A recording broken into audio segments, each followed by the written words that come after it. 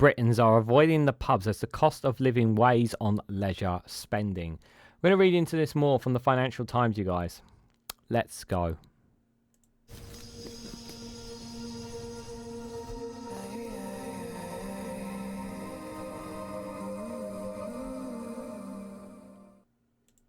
Good morning, good afternoon, good evening, wherever you are in the world. This is Reganelite here with an article from the Financial Times with the headline of Britons avoid the pub as the cost of living weighs on leisure spending. Digital survey shows people opting to spend less money on social drinking than at any time since its lockdown. Guys, while you're here, make sure you hit the like button and share it across social media so others are notified of this video. Now, first caveat, first and foremost, let's be very clear. This is a survey, so I want to put that caveat in. So I like all these things with polls and surveys always taken with a bit of a pinch of salt. So this is just one survey, but obviously I generally want to know, those up and down in England or Scotland, whatever, what are the levels of your pubs like? What are they actually, how are they doing in terms of your levels? So where I live in my areas, I don't actually have, there isn't actually a pub anywhere around close to where I live. There is one about 15 minutes away that does it relatively okay. But I also know, obviously, I have family in other places in different parts of the country where there's one town that I know that has like several pubs. And they still have several pubs there. Some of them are doing, some have more numbers than others on different nights. And I also remember when I was younger, where in my hometown that I used to grow up in, there used to be like 5-6 pubs when I was a little kid. About most of them are shut down now; they're gone. And there's only a few pubs left in my hometown that are a couple of pubs still there in my hometown, but not as many as there used to be. But this is like, so some of the places I'm talking about is one place up just outside North London. Different parts of places now, but times change, people change. Some businesses, some come and go and whatnot. But there could be all sorts of reasons why some pubs aren't here like they used to be. Obviously, COVID lockdown, obviously getting people who left those pubs because of COVID and coming back in can also be difficult.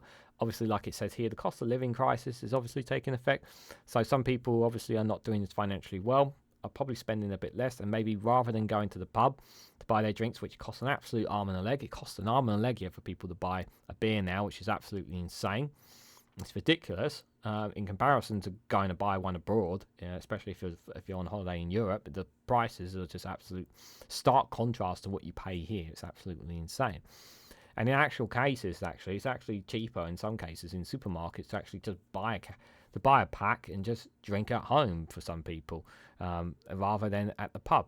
But those people obviously who choose to spend less time at a pub and more just drinking at home, obviously takes away that social aspect of spending your money at the pub, socializing with other people, as opposed to maybe doing it on social media now.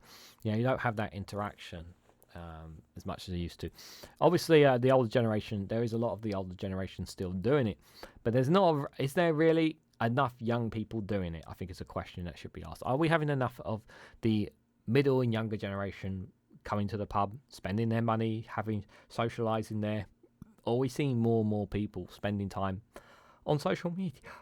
Now, I think that's a question that we need to ask ourselves, and maybe not just here in England, but perhaps maybe in all across the world, places that have drinks and bars and whatnot. Are we seeing a change in generation's attitude? Maybe I'm thinking too much into this, but maybe some of you have a better opinion than me. But let's read what the Financial Times has to say about Britons avoiding the pub. So Britons are choosing to spend less money in pubs and bars than at any time since lockdown ended, according to research by Deloitte, as the cost of living pressures weigh on people's leisure habits. The survey, which asked nearly 3,200 UK consumers if they had spent more, less, or the same on leisure in the past 3 months, shows sentiment in eating out and drinking pubs and bars have declined in about 6% points from the previous quarter. Now, one thing I will say, obviously, one of the things that pubs have done, which is very clever, obviously, as things have gotten more difficult for them, is a lot of pubs have turned into food pub chains, not just becoming a drinking place, but also for food as well.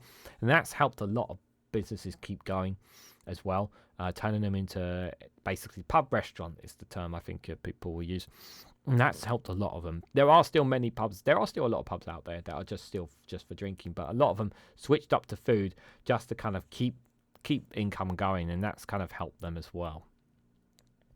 So while an appetite for dining and dipped out levels have seen at the end of 2022, pubs and bars recorded their lowest interest since reopening after the COVID-19 pandemic. Cost of living crisis and the fact that things remain more expensive than they were 2 years ago, are impacting consumers' behaviour, says Céline Fenech, a consumer insight led at Deloitte. The findings come as consumers are broadly feeling more optimistic about spending overall. Deloitte research published earlier this month found that confidence reached a 2-year high in the first quarter of 2024, supported by falling inflation and real pay growth. So there's some good signs there, and there is some actual good signs here. That's what they're saying. So we're seeing signs of consumers easing their discretionary spending restrictions, but we're not seeing a splurge yet in leisure spending, said Fenech. I can't say that word, guys. I don't know French. Apologies. Adding that the drop was partly due to the effects of big spending events such as Christmas, which has dented budgets.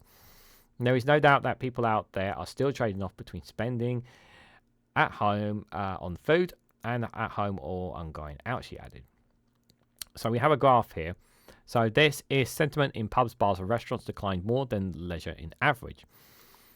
So net percentage of UK consumers are spending more by category over the past 3 months as mid-March compared to the previous 6 months here. So you have 3 lines here. Let me see if I can just put it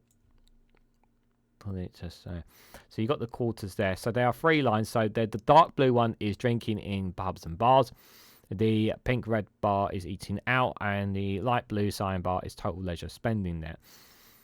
So obviously you can see the dip obviously when COVID happened, and obviously came back up when we had the second lockdown, and then it come back up again, and then we had the massive boost. And obviously the eat out to help out, I think, is what played also kind of helped in that as well. And then we had another dip again. But if right now, you can see there actually, according to this, obviously, it has dipped quite a lot in comparison to quarterly years before then. If you take before the pandemic, but it could easily bounce back if people feel more money in their pockets. I think it is entirely possible. So Tim Martin, the founder of JD Wetherspoon's chain, said competition from supermarkets was a big challenge for pubs, with disparity in prices between the two widening in recent decades, and this was causing people to drink more at home, he said. Steve McDowell, the chief executive of UK's largest pub operator, Stonegate, which owns the Slug and Lettuce brand, said sales had come back to pre-pandemic levels with a boost at Christmas, when the company traded ahead of expectations. But January had been worse than expected. People for a week or two after a big occasion tend to be more careful with what they spend, McDowell said. That's a little bit more pronounced than what had been at years gone by. Pub operators said they were grappling with the costs of food and drink, energy, and most recently wages, an issue triggered by an increase in national living and minimum wage. The cost inflation in our sector is taking longer to feed through. It lags perhaps the retail and more generally, said Andrew Taji, the Director of Policy and Strategy at the British Beer and Pub Association, the industry's body. Taji added that months of wet weather had also dealt a blow to pubs, with inflation easing and the prospect of interest rate cuts on the horizon. Summer will be really important for the trade, he said. Yeah, weather really does put people off from going out as well sometimes. You know, that especially if you get lots of long rains and storms. It does tend to actually put people off sometimes when they're going out.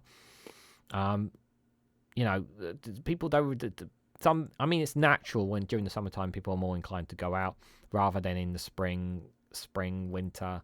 Obviously Christmas time people will go out obviously for meals and whatnot, but it depends. The weather does actually play an impact on trade and business as well. Surveys responded with caraced in mid-March across 11 different leisure categories, with the results yet to be released by Deloitte this week.